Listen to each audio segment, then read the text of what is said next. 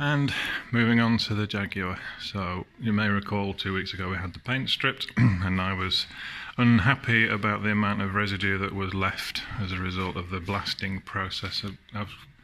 You can see there's still a lot of residue still to clean. I've got it up on the ramps now trying to get the majority off, and as usual at this stage of the project you discover some horrors as well, and again normally it's bad workmanship by previous people, and I don't want to just fall into that trap of blaming previous people, but I'll show you an example.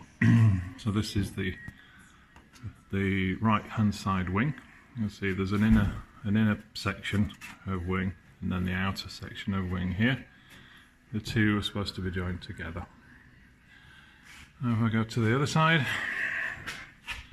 you see the inner section of wing and this is the outer section of wing. So we've got a clear 2 centimetre misfit where somebody's put a replacement panel but not given any consideration to lining it up. You recall from the previous video that I was unhappy anyway with this section under the wheel arch because it's a mess, and so trying to steady my hand with the camera. So this is the replacement panel that's going to replace this section, and in the last video I did suggest that I was just going to change from there to there, but because of this misalignment down here I'm going to end up probably changing the whole panel to get back to the correct position for the body panel. So it's expected that you find these things on the journey.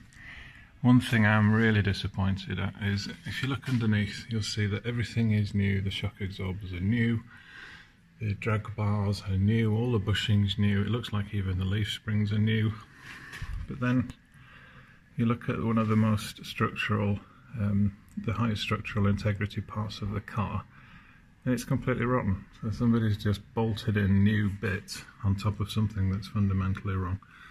So unfortunately I'm going to have to take the leaf spring out and put some thick gauge steel in these places to reinforce and put the strength back into the structure. If you look at how a Jaguar Mk2 rear suspension works, it's effectively an inverted leaf spring that's mounted at this end and then fixed at this end, so the spring rotation is through that point now. So you can see that the main loads going into the body structure are through this point here and pulling down on this point here. So if you've got weakness in this area, guess what's going to happen? So strange how people work. They don't do the fundamentals, but they do the nice shiny bolt-on bits. Shiny bolt-on bits are easy. I suppose that's probably the answer. And similarly, if you start looking at the rear panels, you remember that I had lots of question marks about the fit of these panels at the rear, and yeah, I'm still scratching my head about how best to resolve this, how to unpick the work that's been done. But that's part of the fun of this. You know that underneath there is a really good car here. It's just, yeah, it's effectively trying to walk back through time to unpick the work that people have done to. I guess it's just either inexperience or they're just trying to do the best thing for the car at the time. But it can make the car quite dangerous, as we've seen here. Because if this had have been covered in underseal and MOT'd, it could have been an accident waiting to happen. So it gives me a good opportunity to do it and do it right. It's just more time.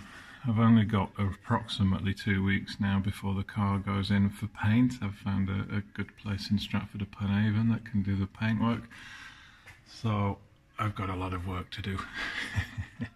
So this now takes pride of place in the workshop. This is going to be some long hours over the next couple of weeks to get this finished off. But, stay tuned, we'll be creating more videos and images as we get through the process. Hopefully not all days will be as negative as today, and we'll start seeing some good shape, the car taking good shape over the next few days. Okay, goodbye.